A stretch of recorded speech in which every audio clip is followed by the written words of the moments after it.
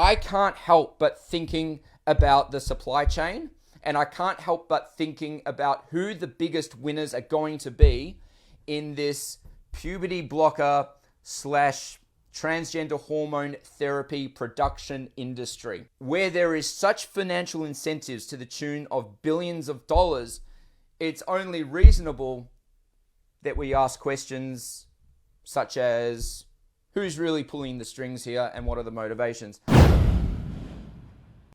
Easy as visiting the GP, doctors push for accessible hormone treatment as children's wait list swells. That's right, so parents are just lining up one by one in order to admit their children to these hormone treatment facilities. It goes on to say here, the doctor in charge of Australia's busiest gender clinic for children and adolescents wants to see GPs giving hormone treatment to transgender children without the need for specialist hospital clinics such as hers. Goes on to say, Dr. Tram Nguyen told a recent coronial hearing into a suicide cluster of 5 transgender adults that she did not want to, quote, limit the growth and capacity of gender medicine in the community. Can she say hand on heart that there's no conflicts of interest involved? And also, let it be known that the studies regarding the suicidal nature of people, both prior and post transgender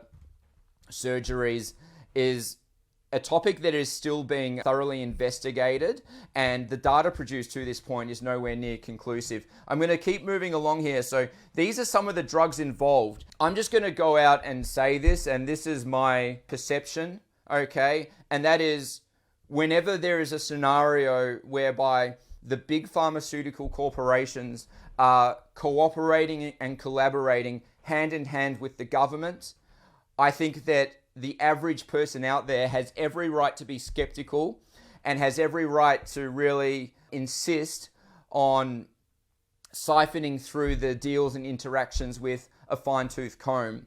My opinion is that in these instances, we see a two-pronged source of motivation. One being ideological, which we know for sure in our schools, in our libraries, there has been a proliferation of transgender content being taught to our children at schools. A lot of very suggestive information being inserted into the young, malleable minds of our children.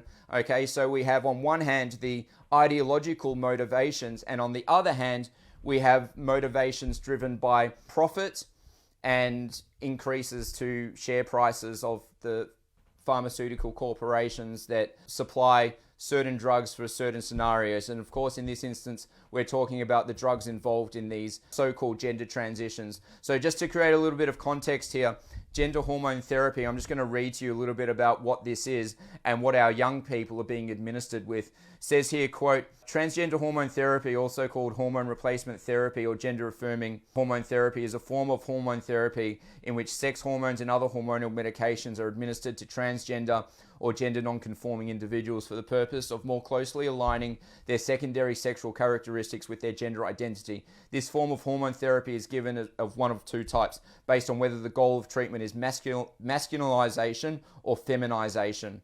All right, so basically stunting and altering the natural development of a young person. You may have heard about these as well, puberty blockers, which, quote, suppress the production of sex hormones, including testosterone and estrogen. In children, puberty blockers are also used for transgender children to delay the development of unwanted sex characteristics. Do you think that it's the choice of humans, let alone young humans, to choose how their bodies naturally develop? What do you think? Put your thoughts in the comments. It goes on to say here, as to allow transgender youth more time to explore their gender identity. Yeah, but what are the risks? What are the risks involved in stunting the natural development of a human body? Well, there's unfortunately an array of ideologically charged people out there who will claim that there's apparently no risks and that the treatment is, quote, safe and effective. Where have we heard that before? Safe and effective, ladies and gentlemen.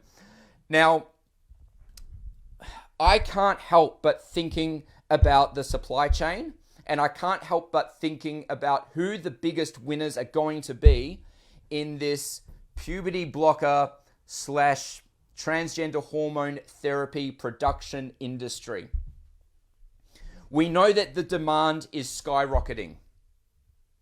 Therefore, where there is demand in a quote free market, there must be supply. Where there is huge demand and the demand is met, the result is mega profits for the shareholders of the companies which are manufacturing the drugs of which are in demand. We need to always remember the old wisdom of following the money, okay? Because where there is such financial incentives to the tune of billions of dollars, it's only reasonable that we ask questions such as, who's really pulling the strings here and what are the motivations? Now, this is coming here from visionreports.com.au in relation to the emerging booming industry of drugs that are used in relation to gender transition. I'm going to read to you here. And this is coming from the United States. The United States sex reassignment hormone therapy market size, all right, let's just talk business here because this is a business, this is an industry, was estimated at around 1.68 billion US dollars in 22 and is projected to hit around 2.51 billion by 2032, growing at a compound rate of 4.09% from 2023 to 2032. So what this suggests to me is that based on the trajectory of the anticipated demand for these drugs, for these products, there exists an extraordinary financial incentives for manufacturers to up their game, produce larger volumes, to lobby governments, to get their own people elected to government, to parliament, to pass legislation, to make their drugs accessible through outlets, GP clinics, not just specialist units. What do you think, ladies and gentlemen? Is this kind of looking like a model that maybe you bared witness to over the past few years? I'm going to keep reading here. It goes on to say the market growth is attributed to the increasing efforts by key market players in developing highly efficient novel hormone therapy coupled with rising awareness regarding the benefits associated with adopting sex reassignment hormone therapies. Moreover, increasing government support through awareness programs and policies is anticipated to drive the market over the forecast period. Well, is it awareness? Is it government support and programs driving the market growth? Or this is just a question, or has the demand been artificially manufactured and will it continue to be artificially manufactured for the purpose of financial returns? Just asking the question. You know what? I think that most questions in life can be answered when you simply follow the money chain. When something doesn't seem right, when your child has been exposed to an education program in school that you think is at odds with natural and healthy development, and you realize that somewhere down the chain there's a small group of people profiting to the likes of billions of dollars, don't stand for it. Don't stand for it. And how do you not stand for it? Really simple. You have to do some things you don't want to do. You're not going to wipe out the system. The system exists. It always will exist. The system in itself, as in the government and the bureaucracies, is not corrupt. All right? It's a neutral instrument that is being driven by unfit people. So what do you do in an instance when you have an instrument being driven by unfit people? You need to kick those people out. You need to start taking control of the instrument. A vehicle in the wrong hands is very dangerous, but the vehicle in the hands of a responsible driver who is community-minded is a great thing, right? You know, a firearm in the hand of somebody irresponsible, very bad. A firearm in the hand of someone who is very responsible, knows all the safety, would never misuse a gun, fantastic. So what I'm getting at once again is I want you to get involved. I want you to join me in the team. We need to start fighting on all fronts, all cylinders. Okay, sitting back on the couch is no longer an option. Look at what is going on. Look at what is happening in our schools. Look at what these doctors are pushing for to be available on literally every street corner. And I tell you what, the shareholders of these pharmaceutical companies are going to be laughing all the way to the bank. And I don't like that. I don't like when the big powerful guys trample on the little guys. That's why I do what I do. All right, so Who are some of these players? It says here in the United States, the main providers, as in the manufacturers of, quote, puberty blockers, who are hoping to cash in massively over the next few years especially, are Endo International and AbbVie. So I took a look into them. We've got AbbVie, been around for a long time, pretty solid company right here. Share price $154.97 US as of right now. Probably, they've been on an upward trend. We see some major sort of growth since 2020. We move along to here, Endo International, right? It's basically a dead company, yet has become known for their capacity to manufacture puberty blockers. They actually filed for bankruptcy back in August and have become a junk company, yet we see investment firms seeking to bail out this company. Have a read about this, and this is coming just from November regarding this company here that I've just mentioned.